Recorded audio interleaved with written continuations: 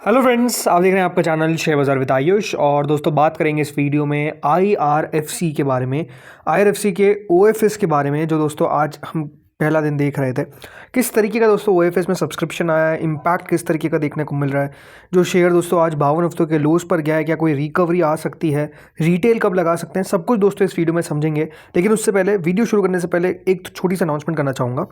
दोस्तों हमने एक नया चैनल बनाया जिसका नाम है भारत मार्केट रडार, और इस चैनल में मेजरली दोस्तों हम बात करते हैं रिलेटेड टू मार्केट्स, राइट। मतलब इसमें ग्लोबल इकोनॉमी, माइक्रो, मैक्रो, ये चैनल देखिए मेजरली अगर आप देखा जाए तो अभी हम आईपीओ रिलेटेड बनाते हैं। तो हमने सोचा कि एक एक्सक्लूसिव चैनल होना चाहिए जिसपे हम सिर्फ बाजार के रिलेटेड बात करें। तो दोस्तों ये चैनल उसी के लिए हमने बनाया ताकि आपको एक्सक्लूसिविटी मिले। तो चैनल सबसे पहले आप लोग ज़रूर इसको भी सब्सक्राइब कर लीजिएगा। लिंक मैंने डिस्क्रिप्शन में दे दी है चैनल की, या फिर आप चाहे तो आई बटन पे आपको मिल जाएगा। 3 वीडियोस ऑलरेडी आ चुके हैं, जिसमें देखिए आज एक और नया वीडियो आया है जिसमें जो 16 शेयर्स गिरे हैं उसके पीछे का रीज़न क्या है वो हमने उस वीडियो में चर्चा किया है। तो बिल्कुल आप लोग जाकर चेकआउट ज़रूर करिएगा वीडियो को। अब बात करते हैं आईआरएफसी पे। तो दोस्तों आईआरएफसी का, जैसे मैंने कहा, कल याद रखिएगा अनाउंसमेंट कर दिया गया था गवर्नमेंट के द्वारा कि ओएफएस सरकार लेकर आएगी, जिसमें सरकार 4% तक हिस्सा इसमें डाइल्यूट करेगी। और ये जो ओएफएस था दोस्तों, ये आज से शुरू हुआ, जिसकी फ्लो प्राइस याद रखिएगा 104 रुपये प्रति शेयर रखी गई थी। मतलब फ्लो प्राइस का मतलब ये होता है कि सरकार कितना ओएफएस का प्राइस लेकर आ रही है, कितने पर याद रखिएगा जो ओएफएस का प्राइस है वो ओपन होगा। तो 104 रुपये पे याद रखिएगा गवर्नमेंट ने, जैसे मैंने कहा, अनाउंसमेंट याद रखिएगा किया, जिसमें 104 रुपये पे याद रखिएगा गवर्नमेंट ने ओएफएस का प्राइस रखा। और सबसे बड़ी बात क्या है कि दोस्तों इसका जो ओएफएस का ओपनिंग है वो आज हुआ। अब हमेशा एक बात ध्यान रखिए, जब भी ओएफएस ओपन होता है तो पहला दिन जो होता है दोस्तों वो नॉन रिटेल के लिए होता है। नॉन रिटेल मतलब जिसमें रिटेल नहीं होते हैं, बाकी जो कैटेगरी होती है एचएनआईज, राइट, मेजरली वो। तो इनके लिए दोस्तों आज जो ये ओएफएस है ये ओपन हुआ। सबसे पहले तो मैं आपको बताता हूँ कि ओएफएस का पहले दिन का सब्सक्रिप्शन किस तरीके का निकल कर आया। अब जैसा मैंने कहा ओएफएस का डेट, जैसा मैंने कहा, ये फॉर नॉन रिटेल कौन सा है, 25 फेब। कल से ये ओपन किसके लिए हो जाएगा, फॉर रिटेल कैटेगरी। मतलब अब रिटेल पोर्शन जो है वो कल आपको ओपन होता हुआ दिखेगा, जिसमें 26 फरवरी को ये ओपन होगा। अब इस ओएफएस के अंदर दोस्तों 2 चीज़ें हैं। पहला तो है दोस्तों बेस इशू। बेस इशू का मतलब ये है कि इसमें जो हिस्सेदारी है वो 2% सरकार बेचेगी। अब 2% का मतलब क्या है, टोटल तो 4% लिखा हुआ था, तो 2% क्यों कह रहा हूँ मैं। तो दोस्तों जो 4% है वो हिस्सेदारी है on green shoe option. Green shoe का मतलब ये होता है कि अगर ओएफएस को बहुत अच्छा रिस्पांस मिलता है तो सरकार दोस्तों उस इशू के साइज़ को इंक्रीज़ कर देती है। और जो इंक्रीज़ होता है तो उसमें 2% जो ऑलरेडी अनाउंस किया है प्लस 2% जो सरकार ग्रीन शू ऑप्शन यूज़ करेगी, तो टोटल इस तरीके से 4%। तो इसलिए बेस इशू तो ये है कि पहले सरकार 26 करोड़ शेयर बेच रही है, अगर अच्छा रिस्पांस मिल जाता है तो 52 करोड़ 27,40,240 शेयर बेच देगी। इसका मतलब ये है, राइट। रिटेल शेयर इसमें रखे गए 2 करोड़ 61 लाख। अब ये बात ध्यान रखिएगा, ये बेस इशू की बात कर रहा हूँ। और नॉन रिटेल है 23 करोड़ 52 लाख। अब सबसे बड़ी बात क्या है कि नॉन रिटेल के लिए दोस्तों आज खुला है। तो नॉन रिटेल ने पहले दिन कितना रिस्पांस दिया ये आप देखिए। तो अभी दोस्तों पहला दिन इस ओएफएस का चल रहा है, करीबन 22 करोड़ 34 लाख शेयर्स के लिए रिस्पांस जो है आ चुका है। मतलब लगभग 95% जो याद रखिएगा टोटल बिड क्वांटिटी है वो हमको देखने को मिल रही है। मतलब जितना ओवरऑल यहाँ पर दिया गया था नॉन रिटेल को, उसमें से लगभग 95% आप कह सकते हैं भर गया है। यानी नॉन रिटेल की तरफ से पहले दिन के अंदर रिस्पांस तो काफ़ी अच्छा आता हुआ दिख रहा है। अब कल के दिन याद रखिएगा ये ओपन किसके लिए होगा, फॉर रिटेल कैटेगरी। अगर यहाँ पर ओवर सब्सक्रिप्शन होता है, अभी तक दोस्तों ओवर सब्सक्रिप्शन नहीं हुआ है, अभी तक 95% ही याद रखिएगा ओवरऑल टोटल सब्सक्रिप्शन हमको आता हुआ दिखा है। अभी तक 100% यानी जो पूरा नॉन रिटेल है वो कैटेगरी आपको सब्सक्राइब होती हुई नहीं दिखी है। तो 100% जब नहीं हुआ है तो आप कह सकते हैं कि अभी तक यहाँ पर फुली सब्सक्राइब तो नहीं हुआ है, 95% ही हुआ है, लेकिन फुली सब्सक्राइब नहीं हुआ है। अब कल याद रखिएगा ये किसके लिए खुलेगा, रिटेल कैटेगरी के लिए। यानी अगर आपको ओएफएस बिड करना है तो आप अपने ब्रोकर के ऐप के थ्रू याद रखिएगा उसको बिड कर सकते हैं। इसके लिए आपको ओवरऑल जो नेट बैंकिंग होती है चाहे तो वो भी यूज़ कर सकते हैं, अदरवाइज आपके ब्रोकर का ऐप भी यूज़ कर सकते हैं। अब बात क्या है दोस्तों, यहाँ पर ओवरऑल जो अभी तक सब्सक्रिप्शन हमको आता हुआ दिखा है वो ठीक है, मतलब बुरा नहीं है, बट ऐसा भी नहीं कि बहुत ज़्यादा निकल कर आया है। ओवर सब्सक्राइब अभी तक नहीं हुआ है, लेकिन ओवरऑल ग्रीन शू ऑप्शन जो है वो अगर सरकार यूज़ करती है, मतलब 4% के हिस्सा बेचती है, तो कुल मिलाकर 52 करोड़ शेयर याद रखिएगा सरकार बेच पाएगी, राइट।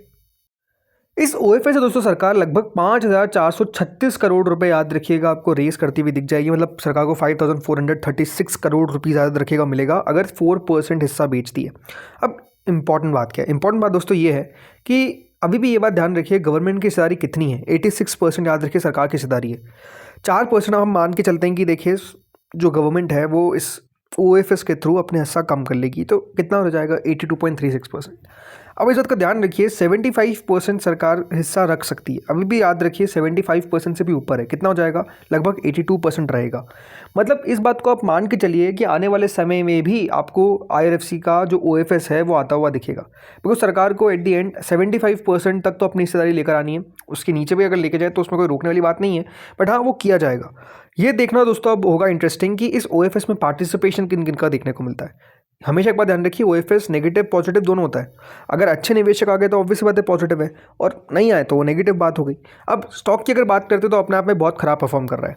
आज के दिन दोस्तों 104 रुपये का अगर आप देखेंगे लो है, और 105 रुपये पे आपको ट्रेड करता हुआ दिख रहा है, यानी अपने 52 वीक लो पे याद रखिए शेयर ट्रेड करता हुआ दिख रहा है। 52 हफ्तों के लोस पे शेयर कारोबार करता हुआ दिख रहा है। IRFC देखिए एक समय में लगातार बेहतर प्रदर्शन कर रहा था, जिस तरीके से एक बूम हमको देखने को मिला था बेसिकली रेलवे कंपनीज़ के अंदर, फिर हमने डिफेंस कंपनीज़ के अंदर देखा, तो उन बूम का ये भी याद रखिएगा पार्ट था। बट अब वो पूरी जो थीम है याद रखिएगा, वो थीम थोड़ी सी ठंडी हो चुकी है, और अब सब शेयर याद रखिएगा लगातार आपको मुनाफा वसूली के चपेट में आते हुए दिख रहे हैं। लगातार गिरावट आपको देखने को मिल रही है। अगर आप कंपनी के फंडामेंटल्स को भी देखेंगे तो बात क्लियर नजर आएगी कि वो जो रेवेन्यू ग्रोथ होती है ना वो मिसिंग है। जैसे कि अभी जो पिछला क्वार्टर भी था उसमें कंपनी का जो रेवेन्यू है वो साल भर साल 1.5% कम होता हुआ दिखा है। मतलब जो कंपनी का रेवेन्यू है वो घटा है। इससे पहले वाले क्वार्टर में भी 7.65% का आपको कंपनी का रेवेन्यू कम होता हुआ दिखा। और यही सिचुएशन अगर मैं आपसे बोलता हूँ पिछले साल कैसी थी, तो ग्रोथ थी, बट ऐसा भी नहीं कि ग्रोथ बहुत एक्सप्लोसिव थी। तो जो तेज़ी हमको आती हुई देखने को मिल गई है वो ओवरऑल दोस्तों इसलिए आ रही थी बिकॉज उससे पहले कंपनी लगातार बढ़िया प्रदर्शन कर रही थी। बट अब दोस्तों वो जो ग्रोथ है ना, अब देखिए दिसंबर 2022 में कंपनी की साल में सेल्स ग्रोथ थी वो 22% थी, और 2025 में आते आते ये कितनी रह गई, -1.5%। तो मार्केट्स क्या पसंद करता है, मार्केट पसंद करता है ग्रोथ आए, बट वो ग्रोथ अभी तक मिसिंग है। प्रॉफिटेबिलिटी भी अगर आप देखेंगे तो कंपनी का प्रॉफिट जो है ओवरऑल YOY ग्रोथ कितनी है, 10-11% आपको आती हुई दिख रही है, राइट। तो पहले कितनी आती थी, कभी कभार देखिए 30-34%, बट पहले भी अगर आप देखेंगे तो कंपनी का प्रॉफिट ऊपर नीचे होता रहता था। लेकिन मार्केट जैसे मैंने कहा क्योंकि ग्रोथ ओरिएंटेड होते हैं और यहाँ पर ग्रोथ अभी मिसिंग है। TTM बेसिस पे आप देख सकते हैं कि कंपनी का रेवेन्यू लगभग 1% कम हो चुका है, मुनाफा भले 7% बढ़ता हुआ दिखा, बट शेयर का प्रदर्शन देखिए 15% आपको एक साल के अंदर गिरता हुआ दिख गया। तो यहाँ पर बात सिंपल है कि अभी दोस्तों यहाँ पर जो ये थीम है ये उतनी वर्कआउट नहीं कर रही है।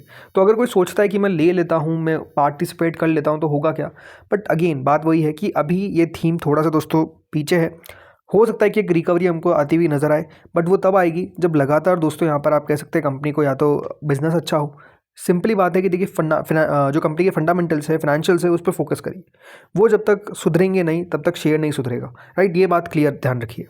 बाकी इसके अलावा कुछ खबरें जरूर आई है IRFC पे, जिस पे IRFC ने दोस्तों यहाँ पर रेस करे हैं JPY ने, जापान का यहाँ पे बताया जा रहा है इक्विवेलेंट $400 मिलियन ओवरसीज़ लोन। तो कंपनी ने सेकंड ओवरसीज़ बोरोइंग जो है दोस्तों करी है, और ओवरऑल $400 मिलियन के आसपास याद रखिए कंपनी ने यहाँ पर जो बोरोइंग है वो करती हुई नजर आई है, जिसको टाई किया गया टू टोनार। ये बात ध्यान रखिएगा।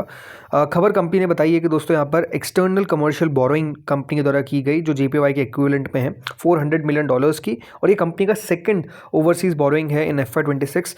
रेगुलेटरी फाइलिंग में दोस्तों कंपनी ने बताया कि ये जो लोन एग्रीमेंट है ये एक कंसोर्टियम है जिसमें सुमितोमो मित्सुई बैंकिंग कॉर्पोरेशन, जिसको SMBC कहते हैं, gift city branch and FUMG bank limited, gift city branch for the facility. तो इन सब के साथ मिलकर याद रखिए कंपनी ने यहाँ पर जो 5 साल का टेन्योर है उसके हिसाब से पैसा दोस्तों यहाँ पर उठाते हुए नजर आए हैं। और जैसे मैंने कहा ये टोक्यो ओवरनाइट एवरेज रेट के साथ आपको बेंचमार्क इसका देखने को मिल जाता है। सो ये अब कंपनी ने फैसिलिटी एग्रीमेंट जो है वो एग्जीक्यूट किया ऑन 25 फरवरी। तो ये भी अपने आप में खबर IRFC पे ये बात ध्यान रखिए, लगातार बोरोइंग करनी पड़ती है तभी जाकर कंपनी जो है याद रखिएगा दूसरों को पैसा देती है। इसी तरीके से इनका बिजनेस जो है वो चलता है। सो अब दोस्तों यहाँ पर देखते हैं किस तरीके से स्टॉक रिएक्ट करता है कल के दिन। जैसे मैंने कहा ये खुलेगा फॉर रिटेल कैटेगरी मेजरली, मेरे हिसाब से ठीक है। मतलब अगर आप अप्लाई करते भी है तो भी ठीक है, नहीं भी करते तो कोई भी बहुत बड़ी बात नहीं मुझे नजर आती है यहाँ पे एज सच। तो दोस्तों इस वीडियो में इतना ही था। होपफुली आपको वीडियो बढ़िया लगा होगा। Thank you friends for watching this video.